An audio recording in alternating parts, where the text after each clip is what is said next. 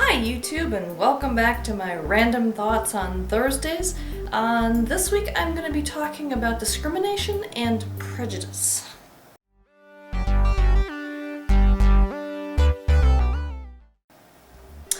So to preface this vlog, I want to say that a lot of this is coming from interactions I've seen and I've been a part of on the site called Tumblr. Now, normally I've had a Tumblr for a long time, but I've never done anything with it because I didn't understand the medium at all until I started getting into my whole fan fiction writing thing, which I've been talking about like a lot lately. But writing fan fiction led me to Tumblr because apparently a large part of the fan fiction community, at least the Dragon Age fan fiction community, happens to be on Tumblr. So that's led me to go to Tumblr, and admittedly I'm one of the older people on the site, and I have a slightly different perspective on the world than the millennials that I'm interacting with. And so I'm just kind of espousing some frustrations over some of the divisions I'm seeing forming up among people in the younger generations, and it's, to be perfectly honest, it's really bothering me, and so that's why I'm going to rant about it today. So for example, I see a lot of people posting hate against majority groups. Okay, like people who are like me, white, etc.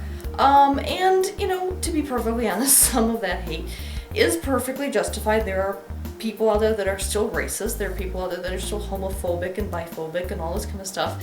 And, aiming that kind of stuff at people who are racist, who are homophobic and biphobic, etc., all those kind of phobics, and ists and those kind of things out there, those are justified and everything. However, there are some people out there that are aiming this hate at entire groups of people and completely ignoring the fact that there are individuals in that group that don't fall under the stereotypes that they're railing against and things.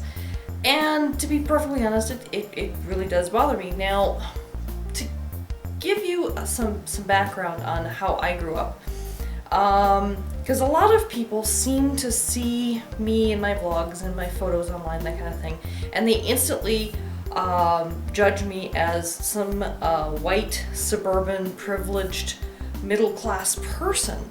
Where, okay, so right now I am 44 years old. I do live in a middle-class neighborhood. I do have a middle-class income, kind of on the lower end of things. My revenue last year in my business wasn't as good as it could have been. And I just barely earned above the poverty line. So thankfully my husband and I, between the two of us, we were doing okay, but me by myself, I wasn't doing as well as I could have. Nonetheless, we still are paying our mortgage, we still have a nice house, we still both have a car, etc. So we are living in a very middle class kind of lifestyle and everything else. So right now my life is actually really good. However, it's not been that way forever. In fact, even, let's say 15 years ago, I was still struggling to make rent payments while trying to go to school to get a degree and try to hold down a full-time job and everything else. So I've been crawling my way up from poverty. I was born poor. My mom had to move back in with her parents when she had me. We were living off my grandfather's Social Security income. There's 4 of us living off of his $500 a month on Social Security, fixed income here. So, we weren't doing all that great. I was mostly wearing clothes that were donations from the local church, and sometimes we would have some money and we'd go buy secondhand clothes for me. Yay. So there's all that kind of, that kind of a life that I remember growing up with. I remember standing in line to get our block of government cheese every other week, or was it once a month or something? I don't know. It was a grocery bag. You get the block of government cheese, and then they also gave us like powdered milk and flour and butter, and when we were lucky, sometimes they had honey too. Yay! That was like a treat. No, I mean, I'm not you know, I laugh, but at the time it was not funny. I mean, we would come home with that and, okay, now what do? My grandmother got really creative in bread making. We would have to spend a little bit of money to get some yeast, but then the rest of the ingredients we could make bread with it and eat the cheese with it, and there you have it. I ate that quite a lot, among other types of concoctions that we would come up with. Ramen noodles were a great treat once in a while when we had the money for it, that kind of thing. So if you're poor enough that you actually see ramen noodles as a treat, okay, so when I was a small child, I was not feeling very privileged at all.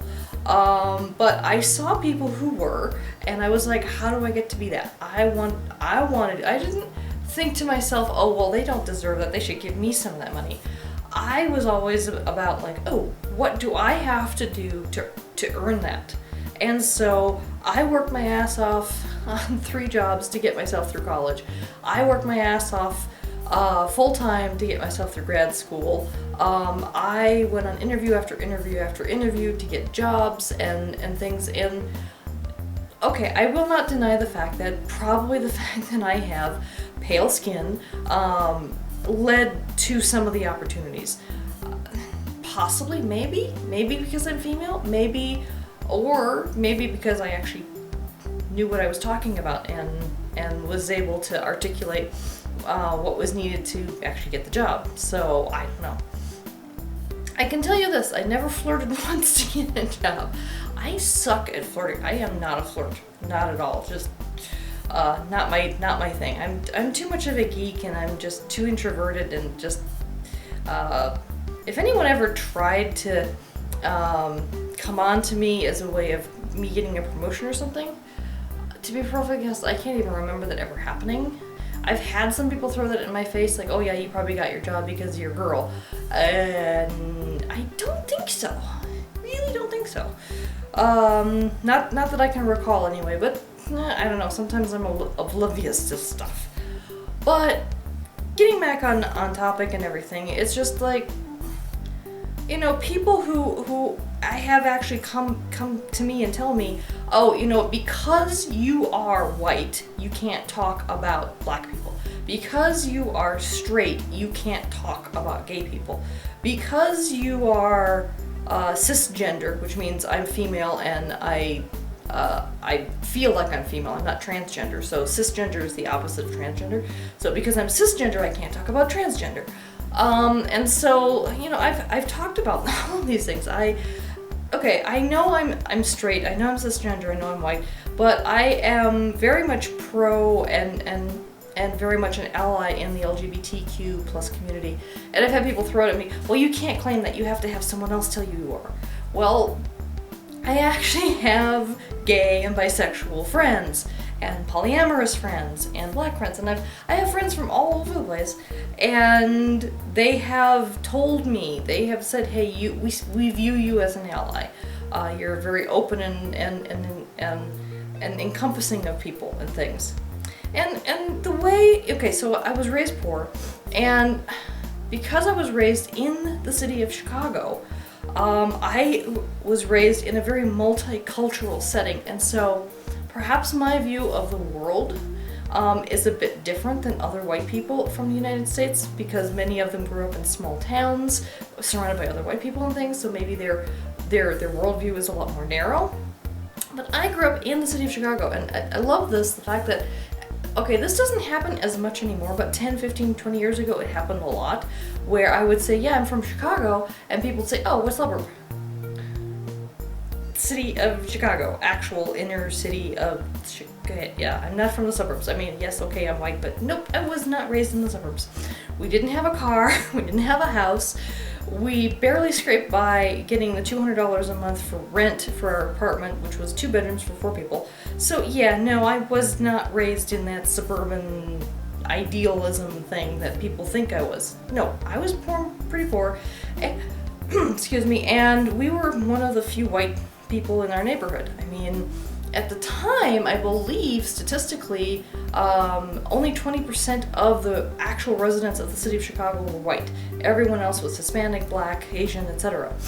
And that was reflected in the friends I had. I mean, I actually didn't get along with the other white kids very much because most of them were from more privileged backgrounds. I was poor, so I had some class discrimination going on when I was a kid as well, and I got along better with the other poor Black, Asian, Hispanic kids because we were all poor and we kind of understood what that meant. And so, and I didn't look at people's skin color. I never have. I mean, a lot of people have accused me of doing that, and I never have. I mean, I've always been the kind of person that, you know, and excuse me for invoking Martin Luther King here, but I've always looked at the content of people's character. I've judged people individually based on how they act in the world, treat other people, treat me, etc. And that's how I judge people, is by their individual merits. I try not to judge people based off of just, you know, oh, you have black skin, you must be a bad person. Like, that's just, I never understood why people do that, and I know it happens. I know racial profiling happens. I have seen it happen. I was actually in a car with a colleague of mine, and we were going on a business trip, and he was driving to the airport, and we got pulled over, and the cop actually came up to the side of the car with his gun drawn and, like, you know, shoved the gun in my colleague's face. And I'm sitting there, like, shocked to hell. Like, you know, I knew racial profiling happened, but this was the first time I ever saw it firsthand, and I was like, what the hell? Excuse my language, but it was really shocking to me, and I know it still goes on. I know it happens, and it's just, I was actually more mad about the situation than my friend was. Like, he just brushed it off. He's like, yeah, whatever, happens all the time. And I was like, and you're not mad about that? He's like, what am I gonna do? You know, bleach my skin? I was like, well, no.